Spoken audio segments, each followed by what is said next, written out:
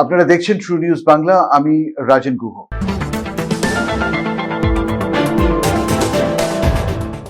একটি ঘটনা আর তাকে ঘিরে এক ডজন প্রতিক্রিয়া। একদিকে বারুইপুর কাণ্ডের প্রধান অভিযুক্তকে এনকাউন্টার, অন্যদিকে মুখ্যমন্ত্রী জানিয়েছেন সরকারি সম্পত্তি ভাঙচুরের অভিযোগে 200 জনকে চিহ্নিত করা হয়েছে। এরই মধ্যে এক বিজেপি নেতা 4 ব্যক্তির বিরুদ্ধে পুলিশের কাছে লিখিত অভিযোগ দায়ের করেছেন। সেই তালিকায় রয়েছেন অনুভব মাইতি।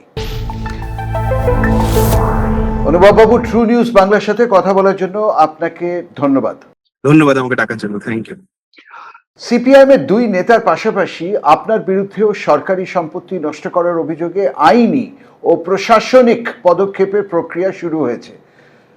অভিযোগ অত্যন্ত গুরুত্বপূর্ণ। অভিযোগ প্রমাণিত হলে আপনার সম্পত্তিও বাজেয়াপ্ত হতে পারে। এই নিয়ে কি আপনি ভীত?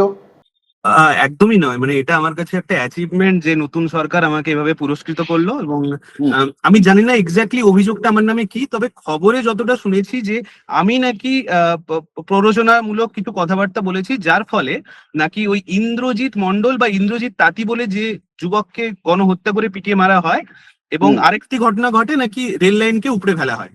তো আমার লেখার পরে মানুষ উত্তেজিত হয়ে নাকি এই কাজটা করেছে। প্রথম কথা হচ্ছে, আমি জানি না আমি এত বড় লেখক হয়ে গেছি বা এত বড় ইনফ্লুয়েন্সার হয়ে গেছি যে আমার কথায় বারুইপুর অব্দি লোকেরা ওখানে এরকম কিছু কাজ করলো। দ্বিতীয়ত, যে ঘটনাটা আসল ঘটনাটা ঘটে সেটা সকাল 7টা থেকে সকাল 11টার মধ্যে এই ঘটনাগুলি ঘটে। এই খুন করা হোক বা রেল লাইন উপড়ানো ইত্যাদি ইত্যাদি যা যা সোশ্যাল মিডিয়ায় আমি দেখতে পেয়েছি।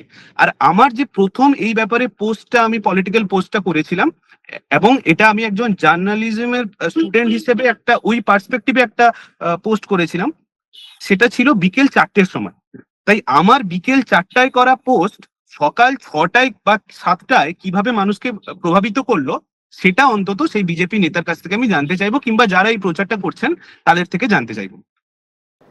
অনুভব, আপনাকে কেন আইডেন্টিফাই করে এই কেসটা করা হলো?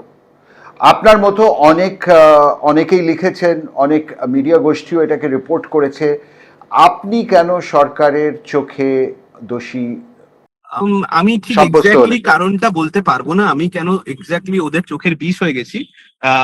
হতে পারে একটা বড় কারণ, আমি গত কয়েকদিন ধরে সরকারের যে ভুলগুলো, এবং এটা শুধু আজকে বলে নয়, মমতা বন্দ্যোপাধ্যায় সরকারের সময় যে ভুলগুলো যেভাবে চোখে আঙুল দিয়ে দেখিয়ে দিতাম, ঠিক একইভাবেই সেই কাজটা আমি এই নতুন সরকারের বিরুদ্ধেও করা শুরু করেছি। যেমন আমি রিসেন্টলি মিড ডে মিল নিয়ে, বাচ্চাদের প্লেট থেকে ডিম কাড়া নিয়ে একটা খবর করেছিলাম। আমি রিসেন্টলি স্মার্ট মিটার নিয়ে একটি ভিডিও করেছিলাম, স্মার্ট মিটার কেন এই সরকার জোর করে চাপিয়ে দিচ্ছে তার বিরুদ্ধে কথা বলেছিলাম। এবং আশা করছি সরকার এই জিনিসগুলোকে ভালো চোখে দেখছে না বলেই আমার উপরে একটা টার্গেট করা হয়েছে। এবং এটা লক্ষ লক্ষ মানুষ, সত্যি কথা বলতে, ভিডিওটা দেখেছে, তারা হয়তো প্রভাবিত হচ্ছে, ওটা কমেন্ট বক্স দেখলেই হয়তো বোঝা যাবে। সেইখান থেকে হয়তো সরকার কোনো না কোনো ভাবে চিন্তিত, এই ছেলেটাকে কোনো না কোনো ভাবে এর অন্তত মুখটা যাতে বন্ধ করা যায়। অথচ একটা কথা বলে রাখি, মমতা বন্দ্যোপাধ্যায়ের আমলে যে মমতা বন্দ্যোপাধ্যায়কে আমি মানে যে কোনো কারণে হোক, সেটা মানে আরজি করের মতো ঘটনা হোক বা ওনার দুর্নীতি নিয়ে হোক, সেখানে প্যারোডি বানিয়েছি, ওনাকে নিয়ে কটু মন্তব্য করেছি, কটু মন্তব্য মানে সমালোচনা করতে গিয়ে কটু মন্তব্য করেছি। কিন্তু আর যখন এই কাজগুলো করছি, তখন এই বিজেপির নেতারা, তখন এই এখন যে বিজেপির মন্ত্রী হয়েছেন, তারা আমাকে মেসেজ করে তারা জানাতেন যে তোমার কাজ খুব ভালো লাগছে। এই বিজেপির নেতারা, বিজেপির এখন যারা ভক্তরা আমাকে আজকে গালিগালাজ করছে, তারা রাস্তায় দেখা হলে তাদের সাথে, তারা প্রতিবাদী যুবক বলে আমার সাথে ছবি তুলতো, মানে আমার প্রায় কোলে উঠে পড়তো, এমন একটা ব্যাপার। তারা কমেন্ট বক্সে লিখতো, এরকম প্রতিবাদী যুবক যেন বাড়ি বাড়ি জন্মায়, প্রত্যেকটা মায়ের কোলে যেন এরকম প্রতিবাদী অনুভব মাইতির মতো ছেলেরা জন্মায়। যারা এই কমেন্টটা মমতা বন্দ্যোপাধ্যায় সরকারের আমলে করতো, তারা আজকে বলছে, বাবু তুমি তো খুব প্রতিবাদী, কিন্তু এখন বাবা এই সরকারের বিরুদ্ধে কথা বলো না, তোমার ভালো চাই, তোমার মতো সন্তান ভালো করুক, তোমরা অন্তত এর থেকে দূরে থাকো। এই ঘটনাগুলোই বলে দেয় যে সরকার, নিজের পছন্দের সরকার ক্ষমতায় এলে তখন ধর্ষণও ভালো লাগে, তখন হকার উচ্ছেদ ভালো লাগে, তখন জোর করে বাচ্চাদের প্লেট থেকে ডিম কেড়ে নেওয়া, সবকিছুই ভালো লাগে। কিন্তু আমি যে কাজটা মমতা বন্দ্যোপাধ্যায়ের বিরুদ্ধেও করেছি, সেই কাজটা এই সরকারের ভুলের বিরুদ্ধে আমরা তাই করব। আপনি প্রতিবাদী হয়ে কি পাচ্ছেন? আপনার জীবনের অবজেক্টিভটা কি? প্রতিবাদী হয়ে তো মানুষ এটাই পায়, এটাই তো হয়ে এসছে বছরের পর বছর। আমি নিজেকে কারোর সাথে কম্পেয়ার করছি না। ক্ষুদিরাম বসু কি পেয়েছেন, ভগৎ সিং কি পেয়েছেন, ওনারা দিনের শেষে প্রতিবাদ করে ফাঁসিতে চড়েছিলেন। তাই এটা আমি প্রতিবাদ করে যে সরকার আমাকে তার মাথায় তুলে রাখবে, তা তো নিশ্চয়ই আমি সেটা ভাবিনি। তো এটা হওয়ার কথা এবং এটা হচ্ছে, এটা খুব স্বাভাবিক, অস্বাভাবিক কিছু নয়। এই লড়াইটা করার জন্য আমি মমতা বন্দ্যোপাধ্যায়ের শাসনকাল থেকেও প্রস্তুত ছিলাম, এখনো প্রস্তুত আছি। আপনাকে কি সরকার মনে করছে বামপন্থী, যার জন্য আপনাকে আইডেন্টিফাই করা হয়েছে এই কেসে? কারণ আপনার সাথে আর দুজন তিনজন নেতারা যাদের বিরুদ্ধে কেস করা হয়েছে সবাই বামপন্থী নেতা। এটা আমার কাছে একটা অ্যাচিভমেন্ট। যদি আমাকে মনে করে আমি কোনো বামপন্থী নেতা, তাহলে এটা আমার কাছে একটা অ্যাচিভমেন্ট হওয়ার মতো। এবং এভাবেই দেখুন, আমি আপনাকে একটা উদাহরণ দিয়ে বলছি, মমতা কারণ আপনার সাথে সুজনের বিরুদ্ধেও সেম সেম কেস করা হয়েছে, সুজন চক্রবর্তীর বিরুদ্ধেও। আমি জানি না, আমি যদি ভালো লাগছে, মানে আপনারা ইন্টারভিউ নিচ্ছেন, কথা বলছেন, সবই তো বিজেপি নেতাদের দৌলতেই হচ্ছে। এই বা চিনতো 10টা লোক, যদি আমাকে নাও চিনতো, আজকে 10টা লোক আমার ব্যাপারে কথা বলছে। এটাও তো একটা ভালো লাগার দিক, এগুলো তো একটা পাওনা। মানে প্রতিবাদী হওয়ার যে একটা খারাপ দিক আছে, যেমন হচ্ছে এরকম ঝড় মানে যন্ত্রণার মধ্যে দিয়ে যেতে হবে, মানসিক যন্ত্রণার মধ্যে দিয়ে যেতে হবে। আরেকটা ভালো দিক হচ্ছে অনেক মানুষ সামনে এগিয়ে আসছে, তারা পাশে থাকার জন্য তারা কথা বলছে, তারা মেসেজ করছে, তারা জানাচ্ছে যে তুমি যে করছো সেটা অন্যায় কিছু নয়। এটাও তো একটা বড় পাওনা, না? হ্যাঁ, কিন্তু আপনি নিশ্চয়ই ডিফারেন্স বুঝতে পারছেন যে একটা ডিম নিয়ে কথা বলা, বাচ্চাদের মিড ডে মিলের ডিম নিয়ে কথা বলা, আর ধর্ষণের পরে যখন মাইনরিটি গোষ্ঠী সেখানে উত্তেজিত ছিল, সেখানে তাদেরকে ইনসাইট করা, দুটোর মধ্যে অনেক ফারাক আছে। এবং ইনসাইট হওয়ার পরে তারা সরকারি সম্পত্তিকে আক্রমণ করেছে, এটা খুব গুরুতর ব্যাপার। এটা ঠিক মিড ডে মিলের ডিমের সাথে কম্পেয়ার করা যায় না। নিশ্চয়ই করা যায় না, অ্যাকচুয়ালি দুটো আলাদা ব্যাপার। কিন্তু আমাকে যখন মিড ডে মিলের মতো একটা ভিডিও দেখার পরে ওরা কোনো আইনি ফাঁক খুঁজে পাচ্ছে না, আমাকে কোনোভাবে জেলে ঢুকাতে পারছে না, তখন তারা একটা বিকল্প কিছু, অন্য কিভাবে একে জেলে ঢুকানো যায়। হয়তো তারা মনে করেছে যে এই কেসটা করলে হয়তো দাঁড়াবে, কোর্টে আমাকে গিয়ে হয়রানি করা যাবে, আমাকে 2 দিন জেলে ঢুকানো যাবে। তবে আমার বিশ্বাস, যে পুলিশরা এই কেসটা নিয়েছেন, তারাও অন্তত আমার বিরুদ্ধে যখন দেখবেন, বিচার বিচার বিবেচনা করবেন, তখন দেখবেন আমি কখন পোস্টটা করেছি আর ঘটনাগুলো কখন ঘটেছে। এবং আপনাকে আরেকটা কথা বলে রাখি, আমি সেখানে আমার নিজের কোনো ওপিনিয়ন দিইনি। ওই যে পোস্টটা করেছিলাম বিকেল 4:30টার দিকে, সেখানে আমার নিজের কোনো ওপিনিয়ন ছিল না।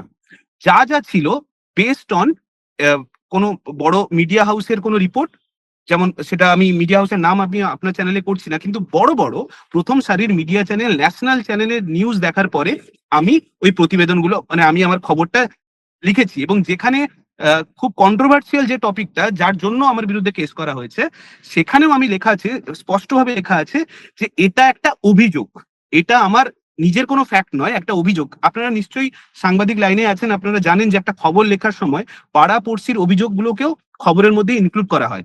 ঠিক আমি একই কাজটা করেছিলাম, কিন্তু কোনো বড় মিডিয়া হাউসের বিরুদ্ধে কেস না করে আমার বিরুদ্ধে কেস করা হলো। অনুভব, আপনি বিজেপিতে যাদের চিনতেন আগে, যখন আপনি মমতার বিরুদ্ধে আওয়াজ ওঠাতেন, যে নেতাদের কথা আপনি বলছেন বিজেপি, তাদের সাথে যোগাযোগ করে বোঝাতে চেষ্টা করেছেন যে আপনি দোষী নন? একদমই নয়, একদমই নয়। আমি দোষী নয়, আমি সেটা নিজে ভালো করে জানি। তার জন্য কোনো বিজেপি নেতার কাছে আমাকে যেতে হবে না। আমি যখন মমতা বন্দ্যোপাধ্যায়ের বিরুদ্ধে প্যারোডি লিখতাম, প্রতিবাদ করতাম, তখনও আমার অনেক তৃণমূল বন্ধুদের সাথে, তৃণমূল নেতাদের সাথে পরিচয় ছিল। কোনোদিন তাদের কাছে আমাকে মাথা নিচু করতে হয়নি, আমাকে ওই সাবারকারের মতো সরি বলতে হয়নি, বোঝাতে হয়নি। মানুষ বিচার করবে, কোর্ট আছে, আইন আছে, তার উপর আমি ভরসা করি। তারা আমাকে বিচার করে যদি দোষী মনে করে আমাকে জেলে ঢোকাতে পারে, যা ব্যবস্থা আইনে লেখা আছে নিতে পারে। যদি দোষী না মনে করে, আমার বিরুদ্ধে মানহানি করার জন্য আমি ওদের বিরুদ্ধে বিকল্প কেস করতে পারি। এবং আপনাকে আরেকটা কথা বলে রাখি, আমার বিরুদ্ধে বলা হচ্ছে আমি নাকি প্ররোচনা দিয়েছি। এই মুখ্যমন্ত্রী ক্ষমতায় আসার আগে বলেছিলেন দর্শকদের সকালে জমা করা হবে, বিকেলে খরচ করা হবে। তাহলে আমি বলছি, এই মুখ্যমন্ত্রীর এই কথা থেকে মানুষ প্ররোচিত হয়ে ওই গণপিটুনির ঘটনা ঘটিয়েছে কিনা, সেটাও আমাদেরকে দেখতে হবে। কিন্তু এটাও খুব ওয়াইল্ড কম্প্যারিজন, ওয়াইল্ড অ্যালিগেশন। মুখ্যমন্ত্রী ইলেকশনের সময় কি বলেছিলেন, কি পার্সপেক্টিভে বলেছিলেন, তার সাথে এটার কি লিঙ্ক, এগুলো এস্টাবলিশ হয় না। তবে অনুভব, যেটা মূল ব্যাপার এখানে, সেটা হচ্ছে যে ধরনের কেস করা হচ্ছে, সেখানে কাউকে জেলে দেওয়ার জন্য করা হচ্ছে না। সিম্পলি তাদের যে ড্যামেজটা হয়েছে পাবলিক প্রপার্টি, সেই ড্যামেজটা তাদের কাছ থেকে রিকভারি করার জন্য করা হচ্ছে। তার মানে যদি এটা এস্টাবলিশ হয় যে আপনার মতো অন্য চারজন ইনসাইট করেছে একটা ক্রাউডকে পাবলিক প্রপার্টি ড্যামেজ করার জন্য, তাহলে আপনার প্রপার্টি ক্লোব করা হবে, ক্লোব করে পার্শিয়ালি সেই ড্যামেজটা রিকভারি করা হবে। সরকারের উদ্দেশ্য আপনাকে জেলে পোড়া নয়, সরকারের উদ্দেশ্য একটা শিক্ষা দেওয়া লোকেদের। না, আমার নিজের তেমন সত্যি করে বলতে আমার নিজের এখনো কোনো সম্পত্তি আছে বলে আমি জানি না। আমি এখনো নিজের কোনো সম্পত্তি করে উঠতে পারিনি। আর যদি আমি দোষী হই, আমার যেটুকুই আছে সেটুকুই সরকার কেড়ে নিতে পারে।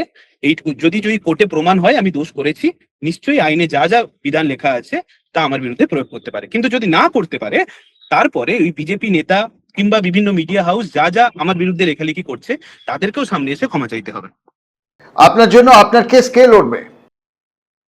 এখনো আমি জানি না, এখনো সেটা আমার কাছে এখনো নোটিশ আসুক, তারপরে আমি বিচার করব যে আমার কেস কে লড়বে। তবে নিশ্চয়ই অনেক মানুষ এগিয়ে এসছেন, ফোন করেছেন, এবং আমার কেস লড়ার মতো মানুষের অভাব নেই, অন্তত সেটুকু আমি গত কয়েক ঘন্টায় বুঝতে পেরেছি। আপনি কি কোনোভাবে ককরোচ পার্টি থেকে ইন্সপায়ার্ড? না না না না না না, আমি ওই পার্টির সাথে আমার কোনো যোগাযোগ নেই। আর আপনার এই ঘটনার পরে, মানে এই খবরের পরে যে আপনাকে কেস দেওয়া হয়েছে, আপনার ফলোয়ার্স কত বেড়েছে ফেসবুকে? শুনতে পেলাম না, বলুন।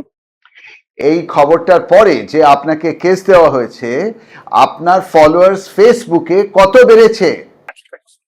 হ্যাঁ, অনেকটাই অনেকটাই বেড়েছে বলে আমার মনে হয়। অন্তত ওদের যে মেসেজ পাচ্ছি ওদের কাছ থেকে, ওরা যেভাবে চিন্তিত আমাকে নিয়ে, আমার তো মনে হয় ফলোয়ার্স কতটা বেড়েছে কিনা জানি না, তবে মানুষ ভালোবাসছে দেখে অন্তত আমার ভালো লাগছে। কয়েকজন হয়তো গালমন্দ করছে, এই সুযোগে হয়তো অনুভব মাইতিরও যাতে এনকাউন্টার হয়ে যায় তারও প্রার্থনা করছে, কিন্তু পাশাপাশি যে মানুষগুলোর ভালোবাসা পাচ্ছি, যাদের সাথে একটা সময় হয়তো সম্পর্ক খারাপও ছিল আমার, তারাও নিজে থেকে এসে এই লড়াইয়ে পাশে থাকার বার্তা দিচ্ছে।